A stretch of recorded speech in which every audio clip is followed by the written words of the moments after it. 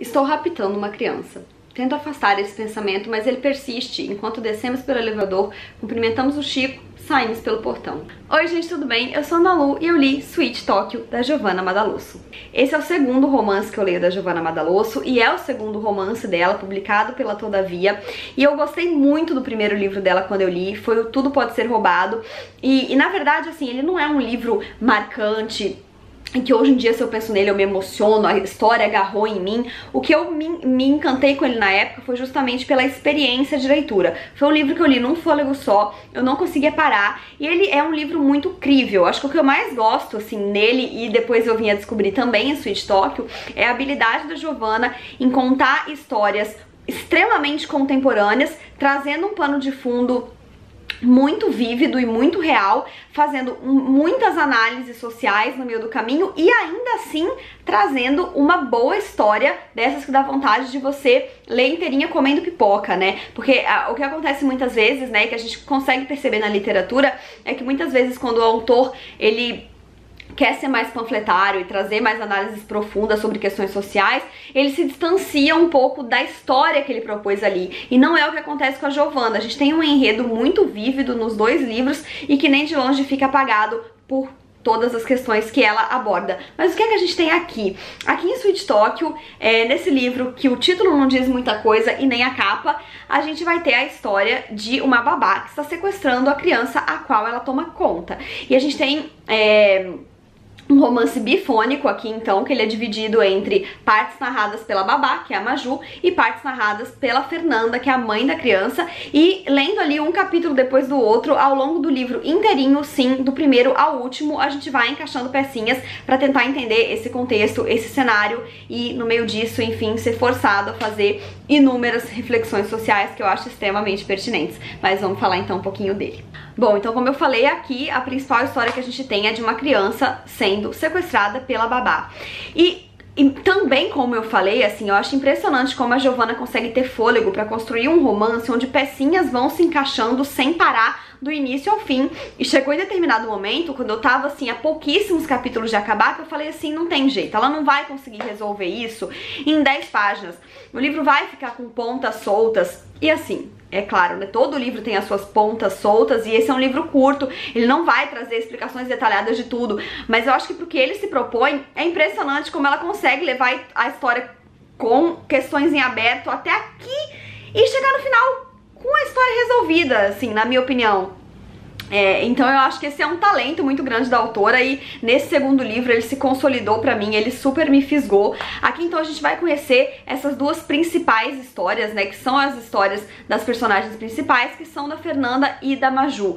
Na Fernanda a gente acompanha a história dessa mãe que vai contar com um pouco de culpa, que ela só percebeu que a própria filha estava sendo sequestrada na noite daquele dia, sendo que ela foi sequestrada de manhã, né? E a gente vai conhecendo então um pouco mais a Fernanda. A Fernanda, ela é produtora de televisão e cinema, ela é muito ocupada, ela não serve a esse estereótipo de papel de mãe convencional que se espera que se siga na sociedade e que hoje em dia, né, já tá muito mais desconstruído, mas ainda assim essa maternidade, ela tem um peso que não sai de cima das mulheres, né, e ela tem um marido que é a pessoa da família que fica em casa mais ali por conta da criança.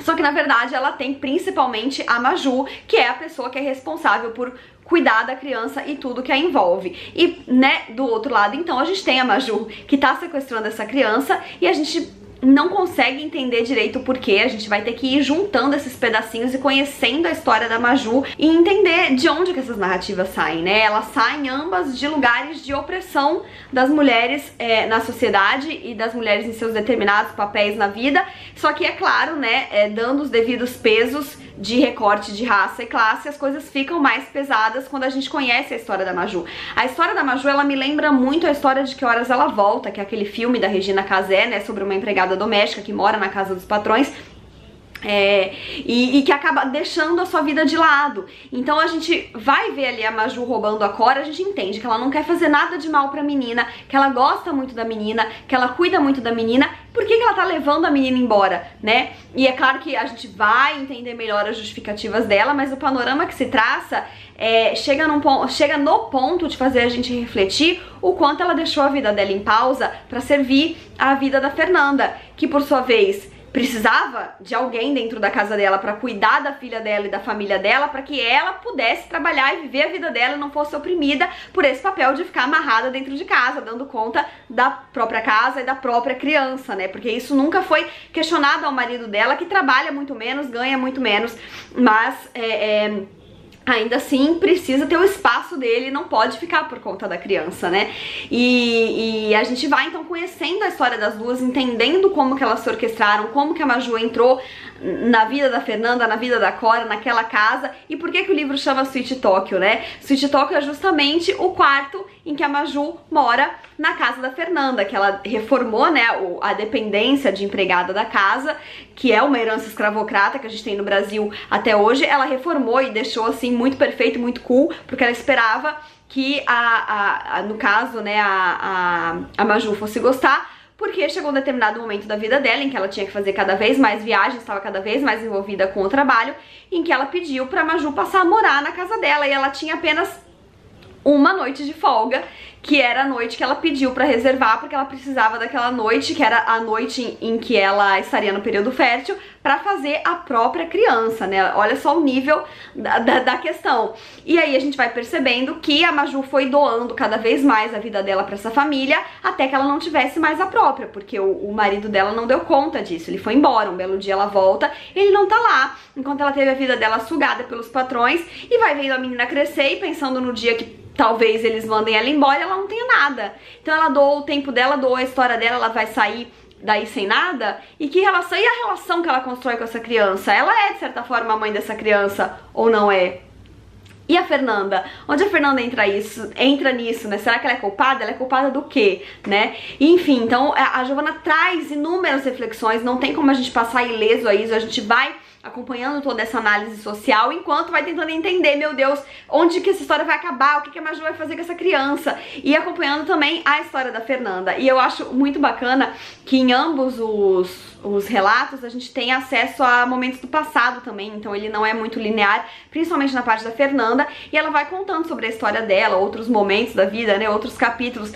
E aí é que eu falo o quanto a Giovanna arrasa na contemporaneidade, né? Tem um momento do livro em que a gente tá, elas moram em São Paulo, né, e a gente então tá ali com elas em São Paulo, naquela época que deu aquele boom da febre amarela e que as vacinas começaram a esgotar, e a Fernanda, como uma mãe desligada, cheia de outros compromissos, só se ligou que ela tinha que vacinar a criança dela quando todas as vacinas já estavam esgotadas. E aí a gente tem aquele momento de corrida pelas vacinas, e aí eu não me lembro se isso aconteceu de verdade, mas eu imagino que sim, porque o livro ele é bem atrelado à realidade, em que empresas começaram a comprar a vacina da febre amarela e atrelar ela como um bônus de diversas coisas. Então ela foi numa concessionária pra fazer um test drive, porque aí ela teria direito a tomar vacina, e aí outras situações socioeconômicas são exploradas nesse momento. Enfim, ele é realmente um livro que traz vários elementos pra além da história principal dele, e que não me deixaram querer largar. Eu acho que eu não li em uma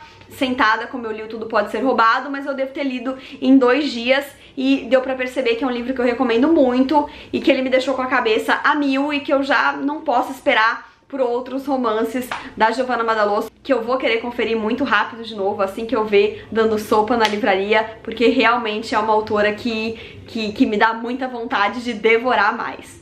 E é isso, gente, eu espero que vocês tenham gostado desse vídeo. Não esqueçam de se inscrever no canal se ainda não forem inscritos, e deixarem um joinha se curtiram, porque isso ajuda muito o canal a crescer. Um beijo e até a próxima. Tchau!